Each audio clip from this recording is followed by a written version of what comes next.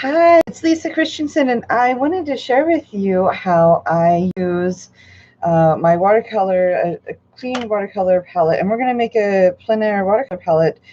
So next time maybe you will want to get a new palette and put new paints in, and it's a lot of fun.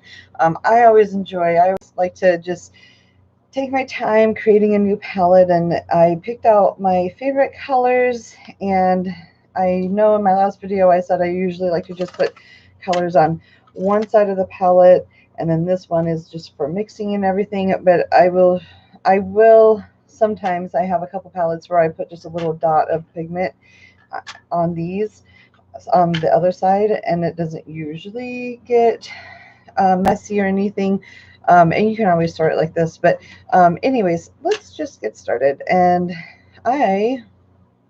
I have my split primary colors right here. And so then I have my two, like what I would call natural or neutral colors, and those will be bookend with my split primary palette. So I got my yellows, my blues, and my reds. First one that I'm doing is Yellow Ochre. And I'm going to fill it up pretty high. That's probably good. And I'm going to test it on my watercolor sheet right here.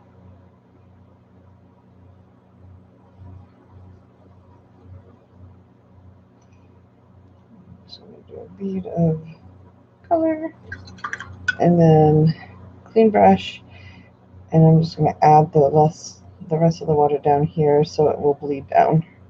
So I can kind of get a variation of what it's going to look like when it's faded. All right, same thing with Nickle Azo. Now this is my warm yellow, and this is a warm yellow too, but remember how I said that I like to paint the seasons? So I know that I'm not going to see very much cool colors in the summertime, but in the wintertime I will. But so this is a little bit cooler. You can see the bright cooler part of it, but it's still considered more of a warm yellow. But you can see the two difference in the colors. One is much brighter, one is more neutral. And for plein air painting, I like that. And I'm actually going to mix the two a little bit in, but you can see how bright this Nickle Azo Yellow is compared to the Yellow Ochre. Isn't that fun? So this is why a split primary palette is so neat. Ultramarine Blue is probably one of my go-to blues. It doesn't matter. I use Ultramarine Blue for so many things. Now, since this is the side of my split primary, I'm going to add a bunch of paint because this is going to stick with me for a while. I am loving that Nickle Azo Yellow. Here's my ultramarine.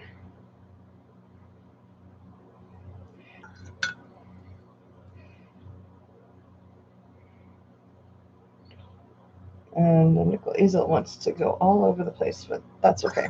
I will love it. All right, now I got my cobalt. Woo.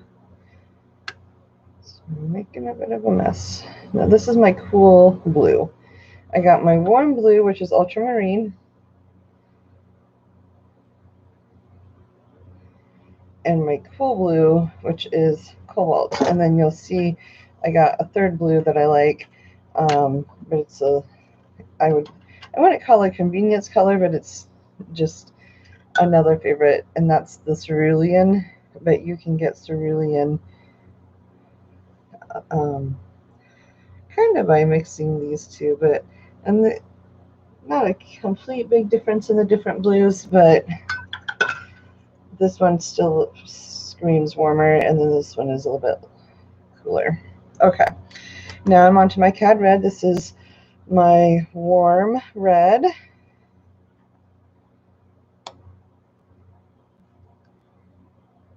And it reminds me of like tomatoes and all the yummy fruits that we get in the summertime. I love Cad Red when I paint tomatoes and strawberries and all the other fun things. And it just has a beautiful properties to it.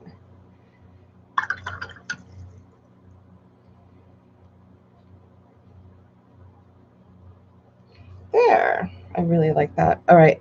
And now I'm on to my last, which is Alizarin Crimson. Now with all of these colors, I can pretty much look at how cool that looks. The cooler temperature, not anyways. You get what I'm saying. The difference between the reds is completely crazy. Now, a split primary palette for blues usually is a phthalo blue, and you would see a huge difference. I don't use phthalo blue, and I don't see the point in using it if you're not going to. I'm going to wipe this up with my washcloth a little bit. I don't need bits of watercolor pieces on it. Okay, well, maybe I made it worse. Maybe I made it better. I don't know.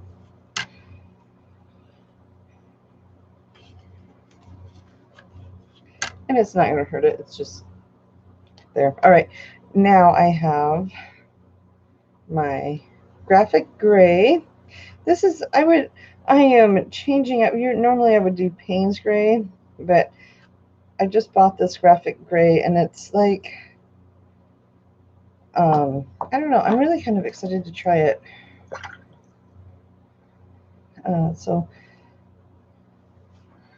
This is more of like the convenience factor of I have a black or a graphic gray in my palette, so if I need a value sketch, I have it.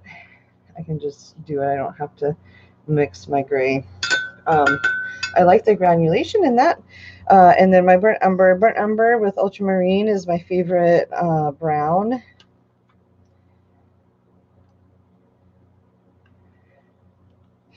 You might notice that I have like 4 different brands going.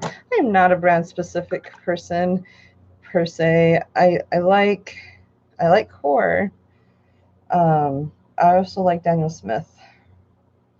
But there's nothing wrong with mixing your brands, I don't think. And maybe I'm wrong on that, but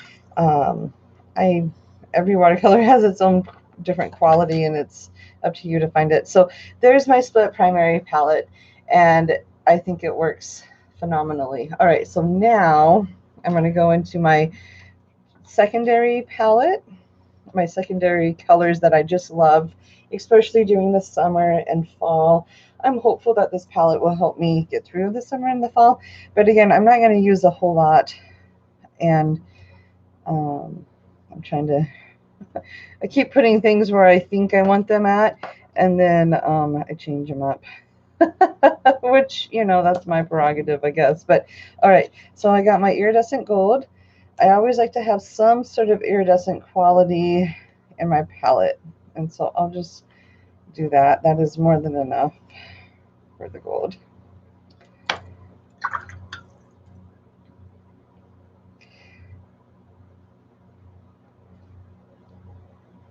And actually, yeah, it's pretty. Indian yellow is next. And Indian yellow is like a neutral yellow. So when you mix a cool and a warm watercolor together, you get a neutral blue, neutral red, neutral yellow. So the Indian yellow, in my opinion, is more of a neutral yellow. You're not going to see it very warm, and you're not going to see it very cool. The reason why we have different cool and warm temperature colors in watercolor is because it's transparent. Here's my quinacridone.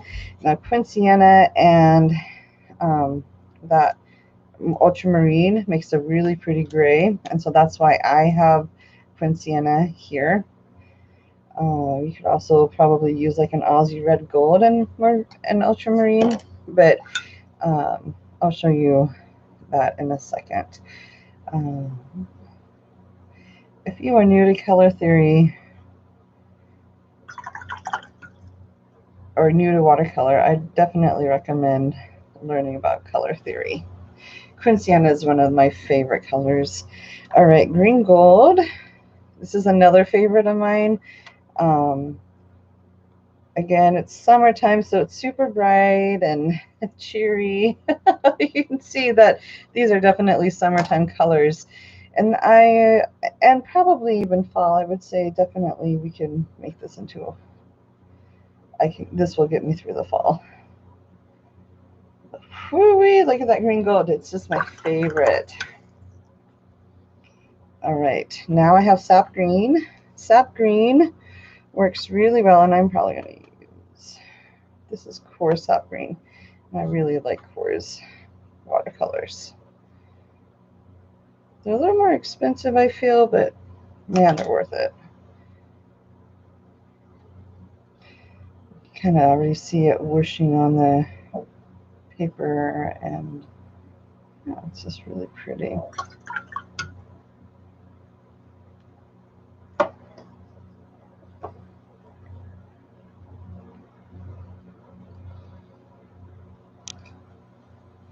All right.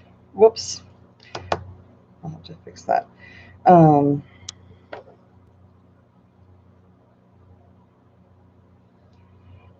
I'm changing it up a little bit, just a tiny bit.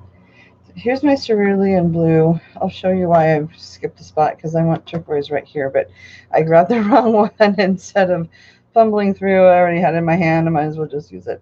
The Cerulean, it's just a lighter, more, I would call it cooler than Cobalt, or a little bit warmer. It's just a really pretty color, and you can't really make Cerulean Blue. It's really hard to make cerulean, so that's why I have Cerulean Blue in my palette. And then my turquoise.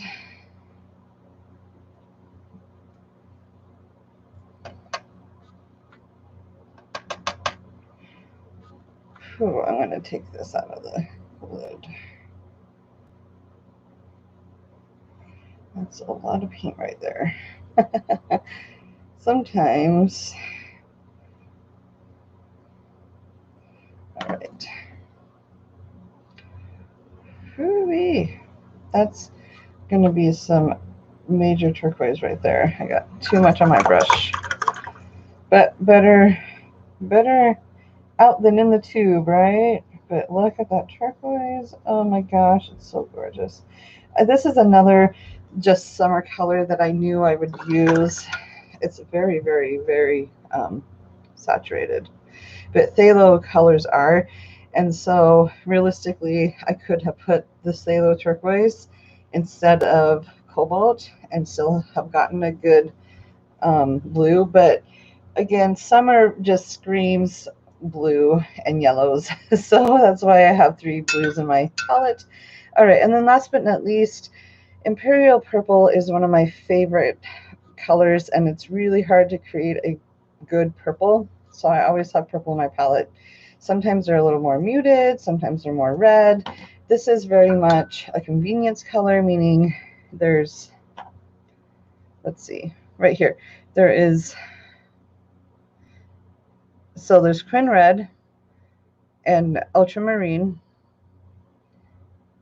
So it's a mixture of those 2 colors, but the purple is just gorgeous. And you'll see some of the Quin Red and Ultramarine kind of separate. It's just a beautiful color. So anyways, there's my watercolor palette. And there's my colors. So now I have them swatched, and I can go ahead and go out and paint with my plein air. But doesn't this palette just makes your heart happy? Like, I love all the colors. I cannot wait to be out in the field, outside, painting my surroundings. And I just started a garden nature journal. So I am drawing my garden, and that way I have a journal of how my garden is doing for next year. So when I am wondering, when does my tomato start blooming and ripening, I'll know, because I'll have had a second to draw my garden. Right now my oreganoes are blooming, and I'm loving this, the Imperial Purple with the Sap Green, and I'll probably add some Ultramarine to make some really pretty oregano leaves, which I'll do that right now for you, just so you can see. My oregano leaves are like, well, I'm going to start with this. And I'll start with green gold because they do have a bit of a green gold to it. And then I'm going to go into Sap Green, and I'll just add some of my Sap Green. I'm going to add, ooh, look at that.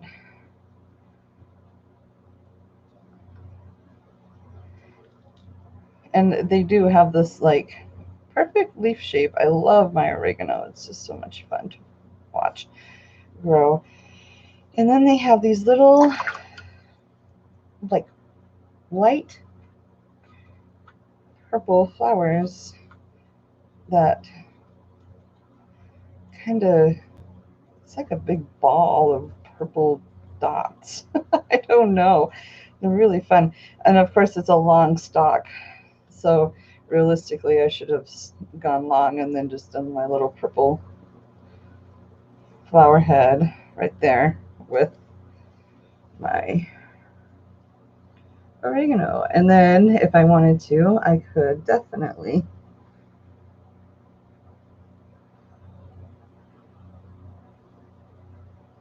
put some line to it, which I might. And they don't always go up. Sometimes they go a different way, but they're just everywhere. It's just so pretty. And then sometimes I have little leaves. And anyways, I just have fun painting. But this palette should help get me through the summer and into the fall, because I can always mix my quin with my ultramarine for brown. I still have my burnt umber, and I still have my gray, and my gray is perfect for value sketches. Like I can just make some cute little thumbnails or some notans and really get an idea of kind of what I'm doing. So anyways, I hope that this color talk has helped. If you kind of look, anyways, the two yellows, like you couldn't really tell the two yellows from the packaging. They look very similar in color, but then once they're on paper, you can see that huge difference in the yellow Nickle Azo. And then I have Indian yellow, which is kind of a neutral color.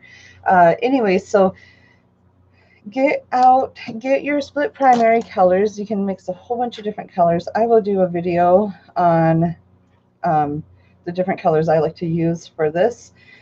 So come back and watch the color mixing video, and I will talk to you soon.